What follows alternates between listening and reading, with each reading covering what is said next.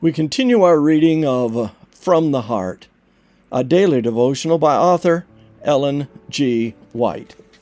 Today's reading, April the 1st, the Great Supper. A certain man gave a great supper and invited many, and sent his servant at supper time to say to those who were invited, "Come, for all things are now ready." Luke 14:16 and 17. And then the devotional says, read Luke 14:16 to 24. Reading from the New King James Version, verse 16.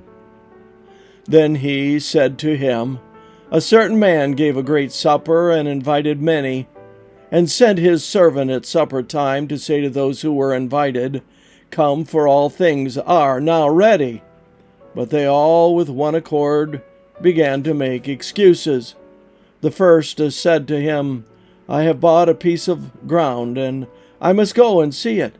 I ask you to have me excused.' And another said, 'I have bought 5 yoke of oxen, and I am going to test them. I ask you to have me excused.' Still another said, 'I have married a wife, and therefore I cannot come.' So that servant came and reported these things to his master. Then the master of the house, being angry, said to the servant, 'Go out quickly into the streets and lanes of the city, and bring in here the poor, and the maimed, and the lame, and the blind.' And the servant said, 'Master, it is done as you commanded, and still there is room.' Then the master said to the servant, 'Go out into the highways and hedges, and compel them to come in, that my house may be filled. For I say to you, that none of those men who were invited shall taste my supper.'" The devotional reading continues. The parable correctly represents the condition of many professing to believe the present truth.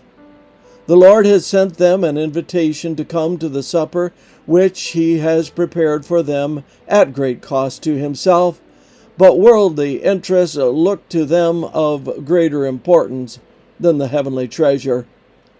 They are invited to take part in the things of eternal value, but their farms, their cattle, and their home interest seem of so much greater importance than obedience to the heavenly invitation that they overpower every divine attraction, and these earthly things are made the excuse for their disobedience to the heavenly command, "Come, for all things are now ready." The very blessings which God has given to these individuals to prove them, to see if they will render unto God the things that are God's, they use as an excuse that they cannot obey the claims of truth. They have grasped their earthly treasure in their arms and say, "I must take care of these things. I must not neglect the things of this life. These things are mine." Thus the hearts of these people have become so unimpressible as the beaten highway. Their hearts are so overgrown with thorns and cares of this life that heavenly things can find no place. Jesus invites the weary and heavy laden with promises of rest if they will come to him. He would have them lay aside the heavy burdens of worldly cares and perplexities and take his yoke, which is self-denial and sacrifice for others. This burden will prove to be light.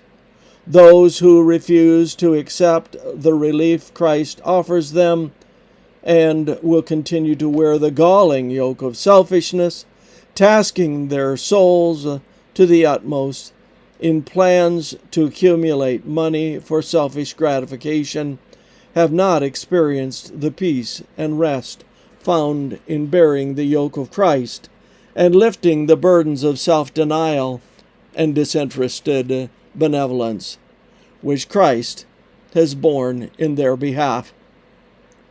Souls for whom Christ died might be saved by their personal effort and godly example. But the precious light is hid under a bushel, and it gives no light to those who are in the house. Review and Herald, August 25, 1874.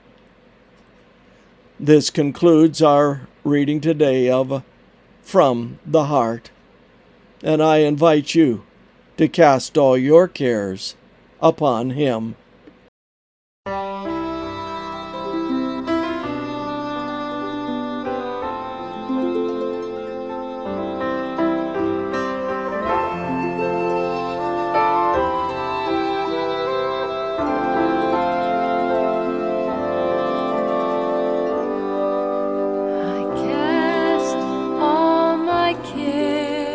Upon you,